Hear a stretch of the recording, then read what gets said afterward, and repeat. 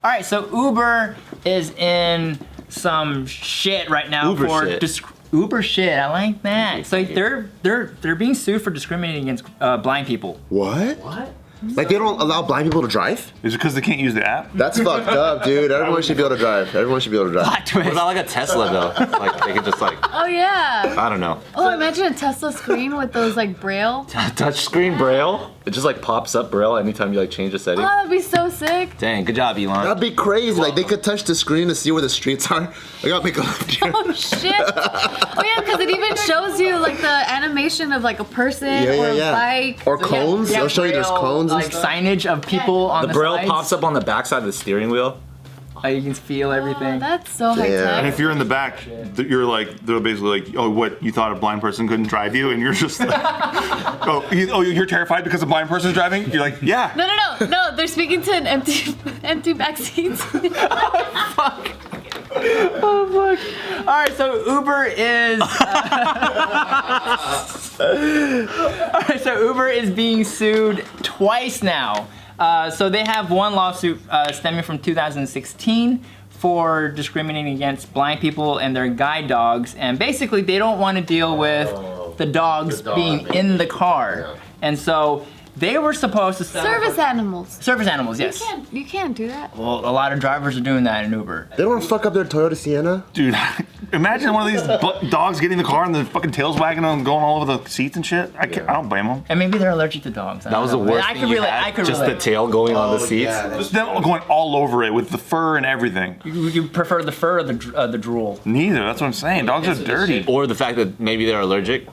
Yeah, I'm allergic to dogs. Is there like no option on the Uber app for you to be like, oh, I have a service animal?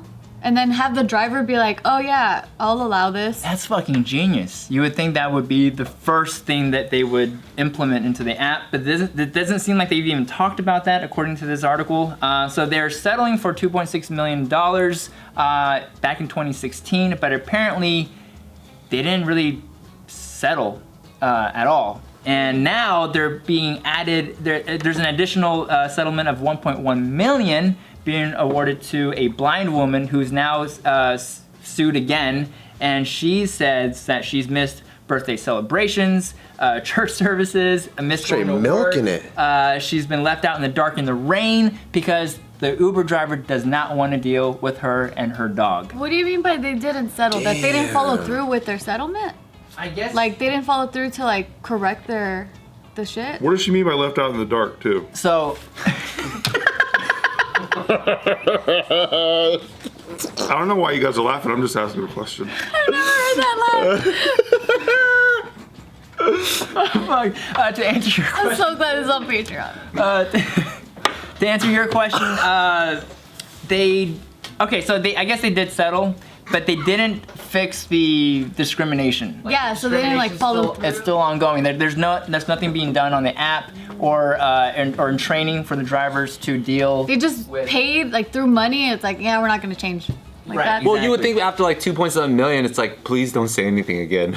Right? Isn't that what a settlement kind of is? Well, also I think like, so I'm trying to be like, I understand laws and stuff, and I understand it's fucked up. She should be able to get where she wants to go. She shouldn't feel discriminated against. But I'm also for effectiveness.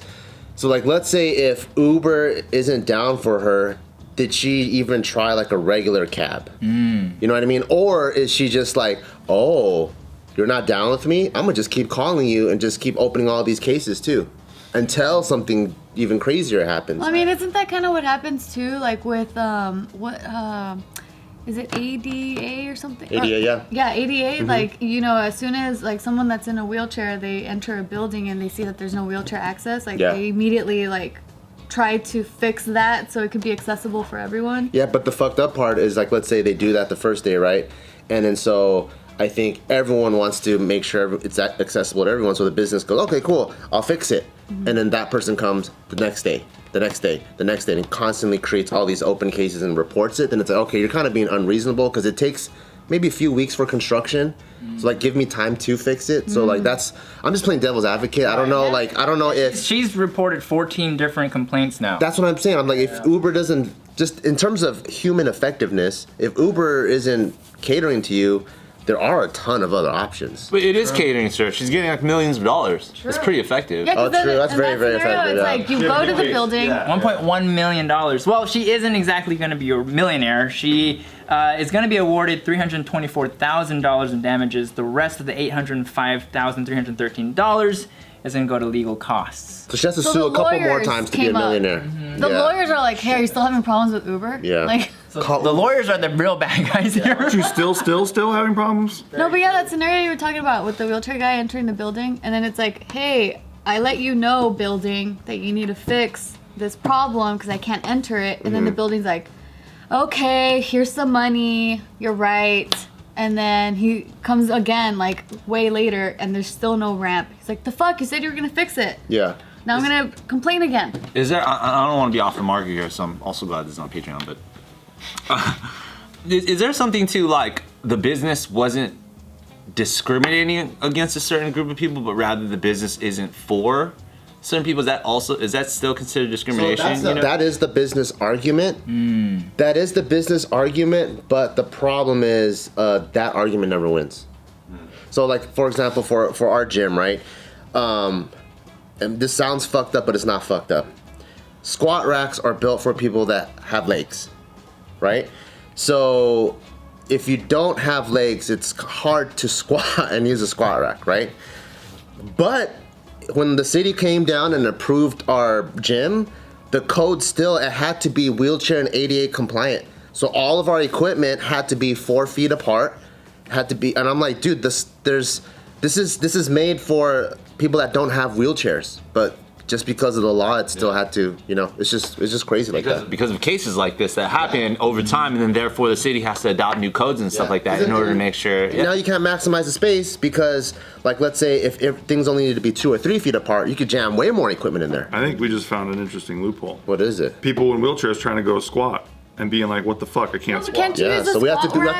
to be preventative. Can't you use a squat rack to do presses? I mean, technically you can. Yeah, so you don't have to squat, right? But you could also just go to the dumbbell area. Oh, very true. Dumbbell, but that's not the same thing as a barbell. That's why you in a wheelchair would be a pain in the ass. You know what I mean? Yeah, God.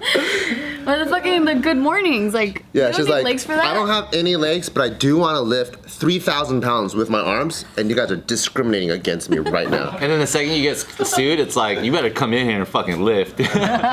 True. But usually, what they don't, that's the tough part. Yeah, so Uber's getting a lot of heat for this. So in one line from the arbitrator's report, it says, when Uber did conduct an investigation, investigators were trained in some instances to coach drivers to find non-discriminatory reasons for ride denials, sometimes even to advocate to keep drivers on the platform despite discrimination complaints. So they're teaching their drivers how to work around, I guess. I'm sorry, I have to take a shit right now. I can't do this ride. Yeah.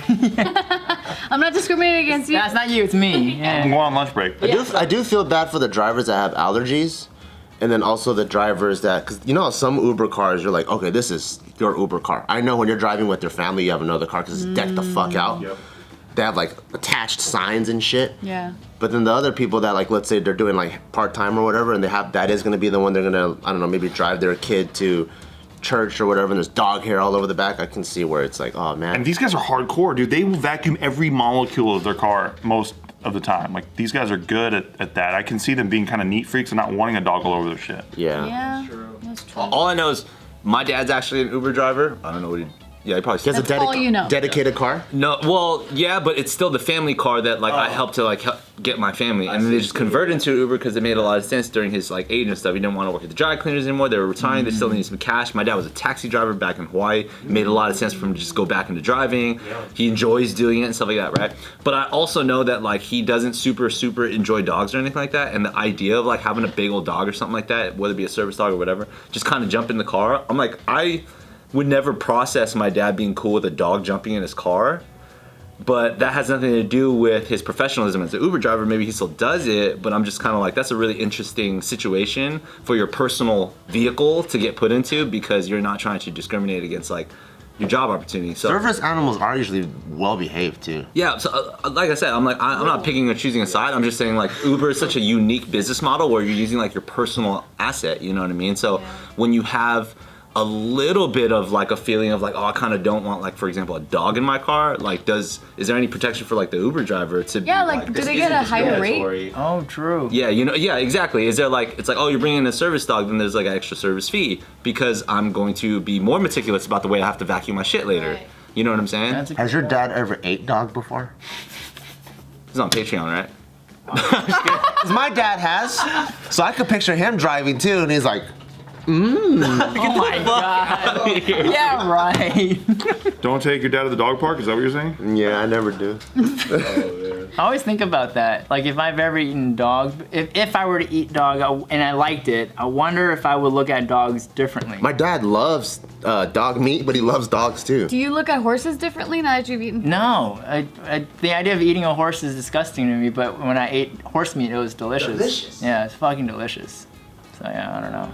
But then I can look at an aquarium and like same thing, and look at fish. I'm like, he looks delicious, or a lobster looks delicious. Yeah, I don't have the same emotional attachment to like a fish, like in a fish. They're pet, not though. furry. They're not mammals. I don't know if it was the mammal. Well, maybe. Do lobsters look delicious to you, really? They do. Because I know the meat is good, but when I look at that, I'm like, disgusting. Dude, he changed me. I also get hungry at an aquarium. Nice. My kind of girl. It's like, fuck, this is weird. So you guys take Isaac to like an aquarium and then you go to like fucking Seafood Cove afterwards? Sometimes we do. No, honestly, that's the conversation we have at the aquarium. It's like, I'm craving seafood, guys. Go to Let's Joe's go Crab get- Shack. What kind of junky ass aquarium are you at where they have lobsters?